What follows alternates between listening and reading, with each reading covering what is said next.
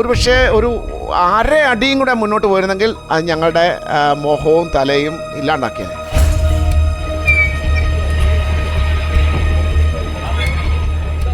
മരണത്തെ മുഖാമുഖം നേരിൽ കണ്ട അനുഭവത്തിൻ്റെ നടുക്കത്തിൽ തന്നെയാണ് ഫാദർ സജി പോൾ ചാലാവീട്ടിൽ. ഭാഗ്യമൊന്നുകൊണ്ട്, ദൈവത്തിൻ്റെ കൃപയൊന്നുകൊണ്ട് മാത്രമാണ് അദ്ദേഹം ഇന്ന് ജീവിച്ചിരിക്കുന്നത്. അദ്ദേഹത്തിന് ഇതൊരു പുനർജന്മം തന്നെയാണ്, അല്ലേ അച്ഛാ? എൻ്റെ ഒരു പുനർജന്മമാണെന്ന് വേണമെങ്കിൽ പറയാം. കാരണം ഞങ്ങൾ ആലപ്പുഴയ്ക്ക് പോകുമായിരുന്നു കേട്ടോ. അപ്പോൾ തണ്ണീർമുക്കം ബണ്ടിൻ്റെ അവിടെ വെച്ച് ബഡ് റോഡിൽ ആ ഒരു കവലയിലെത്തി. ഞങ്ങൾ 3 പേരുണ്ടായിരുന്നു. എൻ്റെ കൂടെ അടുത്തിരുന്നത് ബ്രൈറ്റ് എന്ന് പറയുന്ന ഒരു പ്രൊഡ്യൂസറാണ്. അദ്ദേഹവും പിന്നെ ജോൺ ചേട്ടൻ എന്ന് പറയുന്ന ചേട്ടൻ ബാക്കിലിരിക്കുന്നു.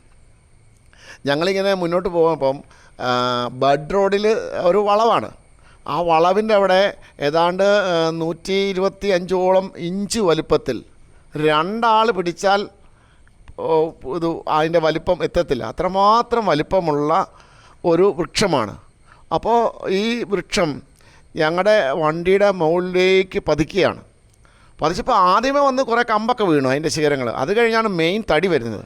ആ സമയത്ത് നമുക്ക് എന്താ സംഭവിച്ചെന്ന് അറിയത്തില്ല. കാരണം ആ വീഴ്ചയുടെ ആഘാതത്തിൽ ഒരുപക്ഷെ ഒരു അര അടിയും കൂടെ മുന്നോട്ട് പോയിരുന്നെങ്കിൽ അത് ഞങ്ങളുടെ മോഹവും തലയും ഇല്ലാണ്ടാക്കിയേനെ. പക്ഷേ ആ ഒരര അടി അകലത്തിൽ ദൈവം അവിടെ പിടിച്ചു നിർത്തി. വണ്ടി പിടിച്ചു നിർത്തിയെന്ന് മാത്രമല്ല, ഈ കാറ് ആ തടി തകർത്ത് അത് ഞങ്ങളുടെ തലയിൽ മുട്ടിയില്ല എന്ന രീതിയിലാണ് ആ തടി നിന്നത്. ഏതാണ്ട് ഒരു 10-70 ടൺ വലിപ്പമുള്ള ഒരു തടി. അത് ഓടിക്കൊണ്ടിരുന്ന വണ്ടിയിലാണ് ഇത് സംഭവിച്ചേക്കുന്നത്. അപ്പം ഞങ്ങൾ ഈശോ മറിയ ഔസേപ്പയെന്ന് വിളിച്ച് ശരിക്കും മരണത്തിനായിട്ട് ഒരുങ്ങി. കാരണം ആദ്യത്തെ ഒരു ഒച്ച കണ്ടപ്പോൾ തന്നെ അടുത്ത തടി വരുന്നത് കണ്ടപ്പം പിന്നെ രക്ഷയില്ല. പക്ഷേ അത്ഭുതകരമായി ദൈവത്തിൻ്റെ വലിയൊരു കരുതലാണ്. നിങ്ങൾ അന്ന് ജൂലൈ 15 എത്ര മണിക്ക് ഈ സംഭവം നടക്കും? ജൂലൈ 15 ഏതാണ്ട് 11:30 ഞാൻ എൻ്റെ പള്ളിയിൽ നിന്ന് ഇറങ്ങി ഒരു 10:45 ഇറങ്ങി 11:30 3/4 മണിക്കൂറാണ് അവിടെ എത്താൻ. ജോണി ചേട്ടൻ പുറകിലിരിക്കുകയായിരുന്നു. അച്ഛനും പിന്നെ മറ്റൊരു വ്യക്തിയും കൂടിയാണ് ഫ്രണ്ടിലിരിക്കുന്നത്. അദ്ദേഹമായിരുന്നു കാർ ഓടിച്ചത്. അദ്ദേഹം ഒരു പ്രൊഡ്യൂസറായിരുന്നു. അദ്ദേഹം ഇവിടെ ഒരു പടം നിർമ്മിച്ചാണ്. അപ്പോൾ അദ്ദേഹത്തിൻ്റെ ഒരു പ്രൊഡക്ഷൻ്റെ പടം റിലീസാകാൻ പോവുകയാണ്. നിങ്ങൾ എവിടേക്ക് പോകുമായിരുന്നു? ഞങ്ങൾ ആലപ്പുഴ. ഞങ്ങൾ ഇനി കൗൺസിലിങ്ങും കാര്യങ്ങളൊക്കെ ഉണ്ട്. അനേകം പേര് ഇവിടെ വന്ന് പ്രാർത്ഥിക്കുന്നതാണ്. അപ്പോൾ ആ ഒരു ഡിവോട്ടി പ്രാർത്ഥിക്കാനായിട്ട് ആവശ്യപ്പെട്ടു. അപ്പോൾ ഞങ്ങൾ പ്രാർത്ഥിച്ചൊരുങ്ങിയാണ് പോകുന്ന വഴിക്ക് തന്നെ ഞങ്ങൾ മാതാവിൻ്റെ കാറയിൽ പാട്ടിട്ടിരിക്കുമല്ല, ഞങ്ങൾ പാടി പ്രാർത്ഥിച്ച് കൈയടിച്ച് പോവുമായിരുന്നു. അപ്പോഴാണ് ഈ സംഭവം. അപ്പോൾ മാതാവിൻ്റെ പാട്ട് കേട്ട് കുരിശും എൻ്റെ കയ്യിലുണ്ട്. ജപമാലയും കുരിശും എടുത്ത് ഞങ്ങൾ കൈയടിച്ച് പാട്ട് പാടിയാണ് പോകുന്നത്.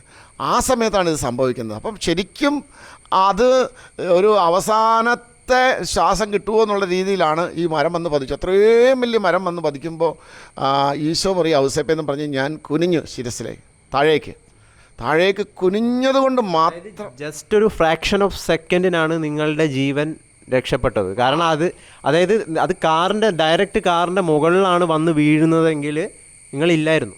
കാറിൻ്റെ മുകളിൽ തന്നെ വീണത്, ചില്ലിൻ്റെ മുകളിൽ വീണു. പക്ഷേ അത് ശകലം കൂടെ മാറിയിരുന്നെങ്കിൽ ഒരു ഒരടിയോ മാറിയിരുന്നെങ്കിൽ അത് കറക്റ്റ് ഞങ്ങളുടെ തലയിലാണ് പതിക്കുന്നത്. തലയിൽ പതിച്ചു കഴിഞ്ഞാൽ ഞങ്ങളില്ല, മിച്ചമില്ല. അപ്പോൾ അതിൻ്റെ ഒരു ശിഖരം തൊട്ടടുത്തൊരു കാറുണ്ടായിരുന്നു. ആ കാറയിലും കൂടെ വന്ന് പതിച്ച് ഈ വൃക്ഷം ദൈവം അത് ഈ ഭൂമിയിലേക്ക് ഇറക്കി വെച്ചതുപോലെയാണ് ഇത് കണ്ട ആൾക്കാർ പറഞ്ഞത്. അത്രമാത്രം പതുക്കെ വന്ന് വീണു. വലിയ ഫോഴ്സിൽ വീണെങ്കിൽ കാറില്ല. എന്നിട്ട് പോലും ഈ കാറ് ടോട്ടൽ ലോസായി. ക്രെയിൻ വന്നുകൊണ്ടാണ് ഈ വണ്ടി തിരിച്ചു കൊണ്ടുപോയത്. ഞങ്ങൾ വെട്ടിപ്പൊളിച്ച് ഇതിനകത്ത് നിന്ന് പുറത്ത് ചാടിക്കഴിഞ്ഞപ്പോഴാണ് അതിൻ്റെ ഭീകരത മനസ്സിലാക്കുന്നത്. ദൈവമേ, എത്ര വലിയൊരു അത്ഭുതമാണ്, ഒരടയാളമാണ്, ഒരു അപകടത്തിൽ നിന്നാണ് ദൈവം രക്ഷിച്ചതെന്നുള്ള വലിയ ഒരു സന്ദേശം ഞാൻ ഈ ലോകത്തിന് കൊടുക്കാൻ വേണ്ടിയാണ് ഞാൻ ഈ മെസ്സേജ് പറയുന്നത്. കാരണം നിങ്ങൾ ദൈവത്തിൽ ആശ്രയിച്ചാൽ നിങ്ങളെ ഒരു നാളും ദൈവം കൈവിടുകയില്ല. പ്രത്യേകിച്ച് പരിശുദ്ധ മാതാവിനെ നിങ്ങൾ വിളിച്ചപേക്ഷിച്ചാൽ ഒരു കാലത്തും അമ്മയുടെ സംരക്ഷണം നമ്മുടെ കൂടെ ഉണ്ടാകും. ഞാനിത് വീണ് കഴിഞ്ഞപ്പോൾ ശരിക്കും ഞാൻ അവിടെ ഒരു പഞ്ചായത്ത് പ്രസിഡന്റ് വന്നു, ഈ ഫയർഫോഴ്സ് വന്നു, അതുപോലെ അവിടെ പിന്നെ JCB വർക്കേഴ്സ് വന്നു, പോലീസുകാർ പലരും വന്നു, അങ്ങനെ പലരെല്ലാം വന്നു. അപ്പോഴത്തേക്ക് അവിടെ വന്ന ഒരു പഞ്ചായത്ത് പ്രസിഡന്റ് പറഞ്ഞത് ഇത് വെട്ടാനായിട്ട് പലപ്പോഴും തീരുമാനിച്ചതാണ്. കാരണം അത്രയും വലിയൊരു വടവൃക്ഷം ആ കവലയിൽ നിൽക്കുന്നത് വലിയ അപകടകരമാണ്. എന്നിട്ട് ആ വൃക്ഷസ്നേഹികളാണ് ഇത് വെട്ടാനായിട്ട് അനുവദിക്കാതിരുന്നത്. അപ്പം ഞാൻ ചോദിക്കുന്നത്, വൃക്ഷസ്നേഹികൾ അപകടകരമായി നിലനിൽക്കുന്ന വൃക്ഷങ്ങളെ സംരക്ഷിക്കുക അല്ല വേണ്ടത്, മറിച്ച് നിങ്ങൾ കൂടുതൽ വൃക്ഷങ്ങൾ ഉള്ളിലേക്ക് കയറ്റി നടൂ, എന്നിട്ട് അതിനെ സംരക്ഷിക്കൂ. അല്ലാണ്ട് വഴി നിൽക്കുന്ന മരങ്ങൾ നിങ്ങളുടെ മക്കളോ നിങ്ങളുടെ പ്രിയപ്പെട്ടവരോടെ മേത്തോ മരം വീഴുമ്പോഴാണ് നിങ്ങൾ വൃക്ഷസ്നേഹം മാറ്റിവെക്കുന്നത്. അതുവരെ നിങ്ങൾ വൃക്ഷസ്നേഹം പറഞ്ഞുകൊണ്ടിരിക്കും. മനുഷ്യനാണ് വലുത്, വൃക്ഷമല്ല. അങ്ങനെ വെച്ച് കഴിയുമ്പോൾ ഉണ്ടല്ലോ നമുക്കൊന്നിനെ ഭയം. എനിക്കൊരു ഭയവും ഇല്ലായിരുന്നു. കാറിൽ നിന്ന് ഇറങ്ങി കഴിഞ്ഞപ്പോഴത്തേക്ക് ഞങ്ങൾ തമാശ പറഞ്ഞിരിക്കുമായിരുന്നു, കാരണം ദൈവം രക്ഷിച്ചില്ല. തിരിച്ചു വരുമ്പോൾ കുറേ പേര് വണ്ടിയായിട്ട് വന്നു. അവിടെ എൻ്റെ പ്രാർത്ഥനയ്ക്കൊന്ന് ഒത്തിരി പേരുണ്ടായിരുന്നു. അച്ഛാ വണ്ടി വേണോ എന്ന് ചോദിച്ചാൽ അപ്പോഴാണ് ഞാൻ ഓർക്കുന്നത്, ദൈവമേ നമ്മൾ എന്തുമാത്രം കരുതലാണ് ദൈവം. ഒരു വണ്ടി ഇടിച്ച് കിടക്കുമ്പോഴും അനേകം പേര് വണ്ടിയുടെ കീ ആയിട്ട് വന്ന് അച്ഛൻ പൊക്കോ എന്ന് പറഞ്ഞ്, അപ്പോൾ ആ വണ്ടിയിലിരുന്ന് ഞങ്ങൾ ദൈവത്തെ സ്തുതിക്കായിരുന്നു, പാട്ടുപാടി നന്ദി ദൈവമേ എന്ന് പറഞ്ഞു. ഈ വാഹനത്തിൽ നമ്മൾ എത്ര ശ്രദ്ധിച്ച് ഓടിച്ചിട്ടും കാര്യമില്ല. മറ്റൊരാൾ നമ്മളെ വന്നിടിക്കാൻ നമുക്ക് എന്തെങ്കിലും ചെയ്യാൻ പറ്റുമോ? തീർച്ചയായും. ഇതുപോലുള്ള സാഹചര്യം, മരം നമ്മുടെ തലയിൽ വന്ന് നമ്മൾ എത്ര ശ്രദ്ധിച്ചിട്ട് എന്താ കാര്യം? മരത്തിനോട് മരം നമ്മുടെ ദേഹത്ത് വീഴണമെന്ന് തീരുമാനിച്ചാൽ തീർച്ചയായിട്ടും മരത്തിനോട് നമുക്ക് പറയാൻ പറ്റുമോ മരമേ വീഴരുതെന്ന് പറയാൻ പറ്റുമോ? അത് സർക്കാരാണ് ശ്രദ്ധിക്കേണ്ടത്, അധികാരികളാണ് ശ്രദ്ധിക്കേണ്ടത്. കാരണം India is A welfare state. So മനുഷ്യൻ്റെ സ്വത്തിനും ജീവനും സംരക്ഷണം നൽകാൻ സർക്കാരിന് കടമയുണ്ട്. എന്തായാലും സർക്കാർ പാലിക്കേണ്ട ജാഗ്രതയെക്കുറിച്ചും കൂടിയിട്ടാണ് അച്ഛൻ ഇപ്പോൾ ഇവിടെ പറഞ്ഞിരിക്കുന്നത്. കാരണം റോഡരികിലൊക്കെ ഒരുപാട് പഴയ മരങ്ങൾ ഇതേപോലെ നിൽക്കുന്നുണ്ട്. അവയൊക്കെ ഈ മഴക്കാലത്തൊക്കെ മുറിച്ചു മാറ്റാനും ജനങ്ങൾക്ക് ഉപദ്രവമല്ലാത്ത രീതിയിൽ സംരക്ഷിക്കപ്പെടുകയാണ് വേണ്ടത്. തീർച്ചയായിട്ടും. കാരണം ഞാനിപ്പോൾ മരിച്ചു പോയിരുന്നെങ്കിൽ എനിക്ക് ചോദിക്കാനും പറയാൻ ആരുമില്ല. കാരണം ഞാൻ ഒറ്റത്തടിയാണ്. അപ്പോൾ അതുകൊണ്ട് തന്നെ ആരും ശ്രദ്ധിക്കത്തുമില്ല. ഏതോ ഒരു മരം വീണ് ഏതോ ഒരു പുരോഹിതൻ മരിച്ചു, അത്രേ വരത്തുള്ളൂ. പക്ഷേ എനിക്ക് ജീവനുണ്ടായതുകൊണ്ടാണ് എനിക്കിത് പറയാൻ പറ്റിയത്. അതുകൊണ്ടാണ് ഞാൻ പറയുന്നത്, നമ്മുടെ സർക്കാരുകൾ ജനത്തിൻ്റെ നന്മയ്ക്ക് വേണ്ടി പ്രവർത്തിക്കുക. ഇപ്പോൾ പറയുമ്പോൾ എളുപ്പമാണ്, പക്ഷേ ആ ജനത്തിൻ്റെ നന്മയ്ക്ക് വേണ്ടി പ്രവർത്തിക്കാത്തിടത്തോളം കാലം മനുഷ്യൻ്റെ ജീവൻ ഇവിടെ സുരക്ഷിതമല്ല.